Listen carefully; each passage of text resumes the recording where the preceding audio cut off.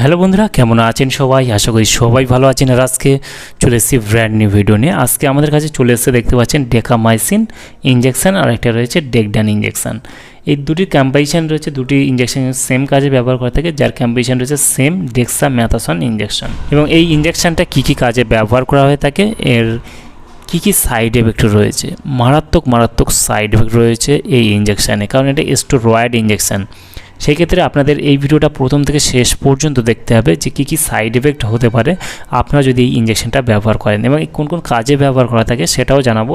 এর দাম কত, কোথায় পাবেন, সেই সম্পর্কে বিস্তারিত আলোচনা করা হবে এই ভিডিওতে। তাহলে আপনারা চলুন আজকে ভিডিও শুরু করি। আর শুরু করার আগে আপনারা যদি আমার এই চ্যানেলে নতুন বন্ধু থাকেন, চ্যানেলটিকে অবশ্যই সাবস্ক্রাইব করে পাশের বেল আইকনটা টিপে অল নোটিফিকেশনে ক্লিক করুন। নেক্সট কোনো ভিডিও আপলোড করলে তার নোটিফিকেশনটা সবার আগে পেয়ে যাবেন। আর ভিডিওটি শেষ পর্যন্ত দেখুন, একটু যদি ভালো লাগে থাকে অবশ্যই লাইক করতে পারেন এবং আপনার মতামত অবশ্যই কমেন্ট করতে পারেন।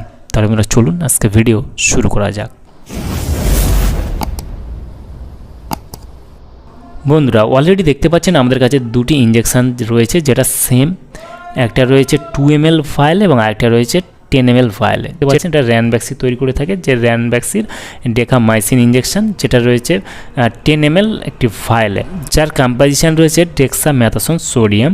এবং আরেকটাতে রয়েছে ডেকডান ইঞ্জেকশন, যা 2 ml, যেটা রয়েছে 2 ml ফাইলে, এবং এখানেও রয়েছে ডেক্সামেথাসন সোডিয়াম। সেম কম্পোজিশন, নামটা একটু আলাদা। ডেকামাইসিনটা জেনেরিক ডিভিশনের এবং ডেকডান ইঞ্জেকশনটা অফিস ডিভিশনের। এখানে ডেকামাইসিন 10 ml, মানে এখানে দামটা আমরা দেখে নেব। এর দাম রয়েছে 15 টাকা 33 পয়সা, এবং 15 টাকায় পেয়ে যাবেন, যে কোনো মেডিকেল স্টোরে অ্যাভেলেবেল রয়েছে। এবং এখানে রয়েছে manufacture date, expiry date, batch number already mention করা রয়েছে। এখানে অলরেডি যদি আমরা 2 ml ডেকডানের ইঞ্জেকশনের আমরা দেখি, এখানে আমরা দেখতে পাবো এর দাম 10 টাকা 45 পয়সা এমআরপি। 10 টাকা 45 পয়সা এমআরপি রয়েছে। Manufacture date, batch number, expiry date already mention করা রয়েছে। এবং এই দুটি ইঞ্জেকশন আইভি এবং আইএম আপনার দুটোতেই দিতে পারবেন, আর যার কম্পোজিশন ডেক্সামেথাসন সোডিয়াম 4 mg। ঠিক আছে, মাইসিন বা ডেকডান বা ডেক্সামেথাসন এর কাজ কি, কোন কোন কাজে ব্যবহার করা হয়ে থাকে, কারণ এটা স্টেরয়েড একটা ইঞ্জেকশন।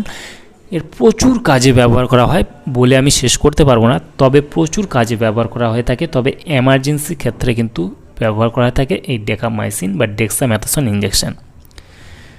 এই ইঞ্জেকশনের কাজ তবু কিছু আমি বলে রাখি, যেমন শ্বাসযন্ত্র ঘটিত কোনো রোগ, যেমন অ্যালার্জি, একজিমা, ফাঙ্গাল ইনফেকশান, চুলকানি, বাতগ্রস্ত কোনো রোগ, বা অথবা রেনাল বা স্কিনের প্রদাহ বিভিন্ন রকমের, বা এখানে আপনার শরীর যদি ঠান্ডা হয়ে যায় সেই ক্ষেত্রেও ব্যবহার করা হয়। ঠিক আছে, বিভিন্ন ক্ষেত্রে ব্যবহার করা হয়ে থাকে এই ডেক্সামেথাসন সোডিয়াম ইঞ্জেকশান। এই ইঞ্জেকশান দিনে একবার ব্যবহার করা হয়ে থাকে।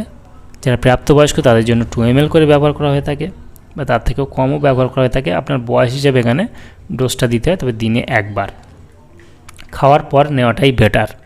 তবে ইঞ্জেকশান নিজেরা কোনো দিনের জন্য ইউজ করবেন না, কারণ মারাত্মক সাইড এফেক্ট বা ক্ষতি হতে পারে আপনার। যারা দীর্ঘদিন এই ইঞ্জেকশানটা নিচ্ছেন তারা এক্ষুনি বন্ধ করে দিন, কারণ এর ভয়ঙ্কর সাইড এফেক্ট হতে পারে। কারণ এই ইঞ্জেকশান দীর্ঘদিন নেওয়ার পর আপনার ডিপ্রেশনে চলে যেতে পারেন, আপনার খিঁচুনি হতে পারে, আপনার পেশির দুর্বলতা হতে পারে, আপনার শরীর নার্ভাস ফিল হতে পারে, আপনার ব্রেনের সমস্যা হতে পারে। ঠিক আছে, আপনার ব্রেন ঠিকমতো কাজ করবে না, মানে আপনার নার্ভ সিস্টেমগুলোকে অকেজো করে ফেলে। আপনার চোখের ছানি পড়ে, মানে আপনি চোখে কম দেখতে পাবেন। এরকম সমস্যা, বিভিন্ন রকমের সমস্যা দেখা দিতে পারে এই ডেকামাইসিন ইঞ্জেকশান বা ডেক্সামেথাসন ইঞ্জেকশন দীর্ঘদিন ব্যবহার করার পর। সেই ক্ষেত্রে ইঞ্জেকশান ব্যবহার করে আরও সমস্যা রয়েছে, যেমন খিদে না হওয়া, ঘুম না হওয়া, বিভিন্ন রকমের সমস্যা, মানে বলে শেষ করা যাবে না। এর যা সাইড এফেক্ট এবং কী কাজে ব্যবহার করা হয় সেসব বলে শেষ করা যায় না। তবু আমি কিছু আপনাদেরকে বলে দিলাম যে এইসব কাজে ব্যবহার করে থাকে, এবং এর বিভিন্ন রকমের সাইড এফেক্ট কিছু বলে দিলাম। সেক্ষেত্রে যারা দীর্ঘদিন এই ইঞ্জেকশানটা নিচ্ছেন, এটা কিন্তু দীর্ঘদিন ইঞ্জেকশান নেওয়ার আর কোনো ডোজ নয়, এটা দীর্ঘদিন কিন্তু নেওয়া যায় না, এটা এমার্জেন্সি ক্ষেত্রে ব্যবহার করা হয়ে থাকে। এই ইঞ্জেকশনটা যারা দীর্ঘদিন ব্যবহার করছেন তারা এক্ষুনি বন্ধ করে দিন, এবং এই ইঞ্জেকশনটার ভয়ঙ্কর সাইড এফেক্ট আমি বলে দিলাম, এইসব সাইড এফেক্ট আপনার হতে পারে।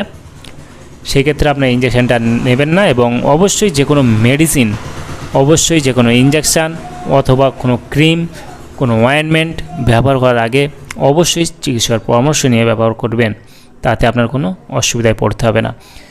তাহলে বন্ধুরা আজকে ভিডিও এই পর্যন্তই। ভালো থাকবেন, সুস্থ থাকবেন এবং দেখা হচ্ছে নেক্সট কোনো ভিডিওতে।